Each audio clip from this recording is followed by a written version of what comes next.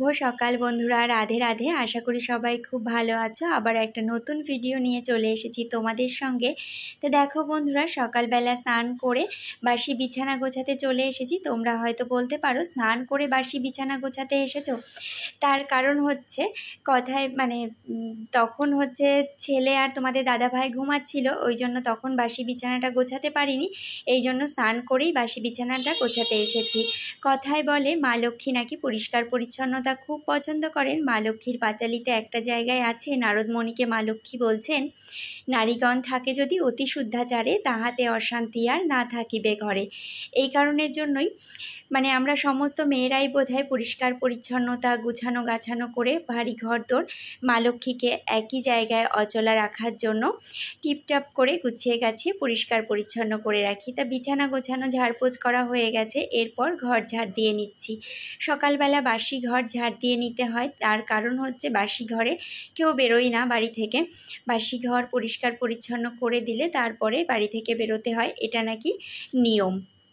কেননা আমরা ছোটোবেলা থেকে মা ঠাকুমাদের এমনটাই দেখে এসেছি, তেমনটাই আমরা করে থাকি। বাসি ঘরে বাচ্চা কাচ্চা বলো, বাড়ির যে কাজেই বেরোক না কেন, ওটা নাকি শুভ না। এই কারণের জন্য আমরা এগুলো সমস্ত মেয়েরা বা মায়েরাই করে থাকি। তাই আমি ঘরদোর সব ভালো করে দেখো ঝাড়পোছ করে নিচ্ছি। ঘরদোর ঝাড়পোছ করে আমরা দিনের বেলায় তো বাইরে ফেলে দিই, কিন্তু রাতের বেলা কখনোই ঘরদোর ঝাড়পোছ করে রাতের বেলা সেই ঝাড়ুনি যে নোংরাগুলো থাকে সেগুলোকে একদম বাইরে ফেলবে না, সেগুলোকে বাইরে ফেলতে নেই, বলে সেগুলো নাকি বাইরে একদমই ফেলাটা উচিত না। তা দেখো ঘরদোর ঝাড়পোছ করা হয়ে গেছে, ঝাঁটাটাকে একদম আড়াল করেই রাখবে, কেননা কোথাও বাইরে বেরোনোর সময় নাকি ঝাঁটা দেখে বেরোনোটা শুভ না। দেখো বন্ধুরা, ঘর ঝাড়পোছ করে ঘরের সামনে আমি অল্প করে সামান্য জলের ছিটা দিয়ে দিচ্ছি। সামান্য জলের ছিটা দিয়ে দিতে হয়, কেননা এখন যেহেতু আমি ঘরটা মুছবো না, ওই জন্য বাসি ঘর ঝাড় দিয়ে ঘরের দোরের সামনে জলের ছিটা দিয়ে ঘরের দোরের সামনে হাত দিয়ে আমি হালকা করে একটু মুছে নিলাম।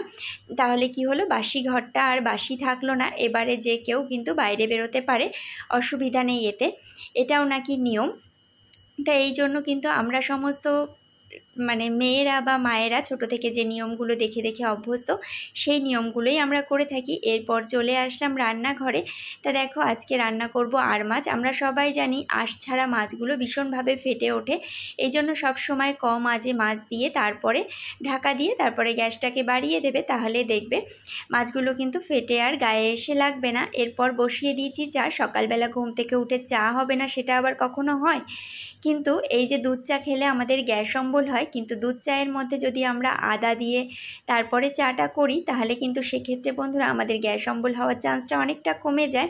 তা দেখো এখানে কথা বলতে বলতে মাছটাও হয়ে ভাজা হয়ে এসেছে, আর এখানে দেখো চায়ের দুধটাও কিন্তু ফুটে গেছে।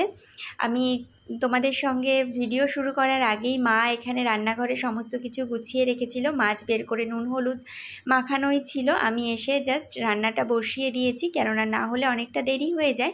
তোমাদের দাদাভাই যেহেতু খাবার নিয়ে একবারে দোকানে চলে যায়, ওই জন্য রান্নাটা দেরি হলে না অনেকটা সমস্যা হয়ে যায়। আর আমার রান্না তাড়াতাড়ি করতে করতে এমন অভ্যাস হয়ে গেছে, বেলা হয়ে গেলে ভীষণ এই গরমে ভীষণ গরম লাগে আর কি, ভীষণ একটা অস্বস্তি হয়।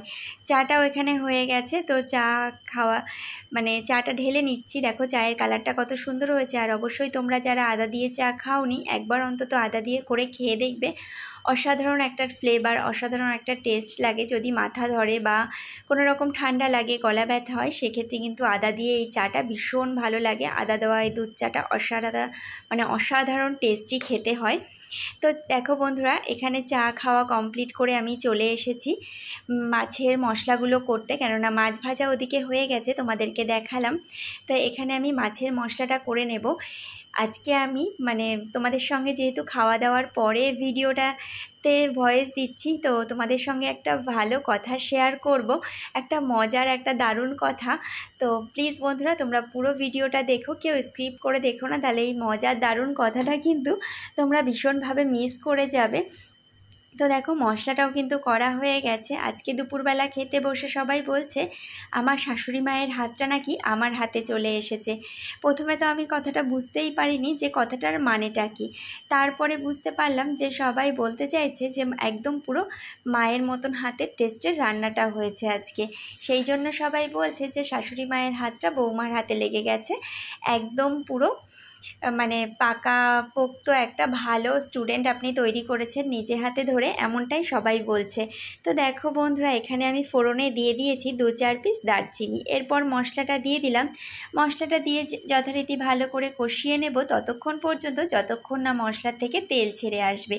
মশলার থেকে যে কোনো রান্নার ক্ষেত্রেই, মাংস মাছ যে কোনো রান্নার ক্ষেত্রেই মশলার থেকে তেল ছেড়ে না আসা পর্যন্ত কিন্তু মশলাটা কষাতেই থাকবে। কারণ মশলার থেকে তেল ছেড়ে না আসলে মশলা থেকে একটা কাঁচা গন্ধ বেরোয়, সেই গন্ধটা কিন্তু রান্নায় থাকলে একদম ভালো লাগে না। এগুলো কিছু আমিও যদিও আগে জানতাম না, সমস্তটাই আমার শাশুড়ি মায়ের থেকে জানা, কেননা পড়াশোনা করতে করতেই বিয়ে হয়ে গেছে। এই সমস্ত কিছু আর বাপের বাড়িতে থেকে জানার সুযোগ পাইনি। সাধারণত বেশিরভাগ মেয়েদের ক্ষেত্রেই রান্নাবান্নার বিষয়বস্তুগুলো না বাপের বাড়ি থেকে অতটা জেনে আসা হয় না, হয়তো শ্বশুরবাড়িতে এসেই শাশুড়ি মায়ের হাত ধরেই জানা হয়।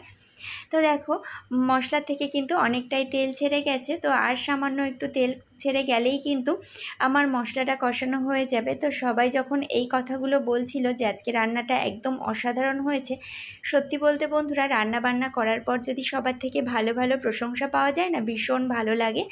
বেশ পরের দিন রান্না করার এনার্জিটাও তেমনি বেড়ে যায়। তো দেখো এখানে আমি এই বাটি থেকে মশলাটা ঢেলে দিয়েছিলাম। ঠাকুমা দিদিমাদের কাছে শুনেছি যে বাটি ধোয়া জল নাকি বা খুন্তি ধোয়া জল রান্নার মধ্যে দিলে নাকি রান্নাটা ভীষণ ভালো হয়, রান্নাটা টেস্টি হয়। জানি না কথাটা সত্যি না মিথ্যা। আগেকার দিনে হয়তো ঠাকুমা দিদিমাদের হাতে অনেক ভালো স্বাদ ছিল, সেই স্বাদের রান্নাটা হয়তো আমরা করতে পারি না, কিন্তু চেষ্টা করি ওনাদের মতন করে রান্নাটা করার। এই কারণের জন্য দিদিমার কথা বা ঠাকুমার কথা মনে পড়ে বাটি ধোয়া জলটা আমি দিয়েই দিলাম। আগে থেকেই আলু আর মাছের মাথাটা ভাজাই করে রেখেছিলাম, সেটাও দিয়ে দিলাম ঝোলের মধ্যে। মাছের মাথাটা আমরা সাধারণত ঘন্ট করে খাই, কিন্তু আজকে ঝোলেই দিয়ে দিলাম। আর মাছের মাথাটা কিন্তু ঝোলে দিয়ে খেতে খারাপ লাগে না, তোমরা একবার অন্তত ট্রাই করে দেখবে। দেখো মাছের ঝোলটা ফুটে আসা পর্যন্ত এমনি করেই হতে থাকবে। দেখো ঝোলটা কিন্তু একদম ফুটে গেছে। এবারে যেটা করব, একটুখানি নুন টেস্ট করে নেব। কেননা কি হয়, আমরা তো আর একদম পাকা হাতের গৃহিণী নই, মানে রান্না করতে করতে দেখতে দেখতে শিখেছি। তো সেক্ষেত্রে আমাদের হাতের আন্দাজটা একদম সঠিক নয় আগেকার দিনে ঠাকুমা দিদিমা বা আমাদের শাশুড়ি মায়েদের মতন। তো দেখো বন্ধুরা, ঝোলটা একটু ঘন করার জন্য আমি এখানে একটুখানি পিঠালি দেবো। পিঠালি বলতে আমরা বাড়িতে যে ময়দা ব্যবহার করি, সেই ময়দাটাই এখানে ঝোলের সাথে, গরম ঝোলের সাথে গুলিয়ে দিয়ে দেবো ঝোলের মধ্যে। সেক্ষেত্রে বন্ধুরা ঝোলটা ঘন হবে, আর ঝোলটাতে একটু ঘনত্ব বাড়বে। টেস্ট কিছুই হবে না, ঝোলটা একটু ঘন হবে, পাতলা পাতলা ভাবটা যে থাকে ঝোলের, সেই ভাবটা চলে যাবে। তো দেখো এখানে কিন্তু আরেকটু সামান্য ফুটিয়ে নিয়েই রান্নাটা নামিয়ে দেবো। রান্নাটা একদম আমার এখানে কমপ্লিট। প্লিজ বন্ধুরা, যারা আমার চ্যানেলে নতুন বন্ধুরা আছো, ভিডিওটা ভালো লাগলে অবশ্যই ভিডিওতে একটা লাইক করে দিও।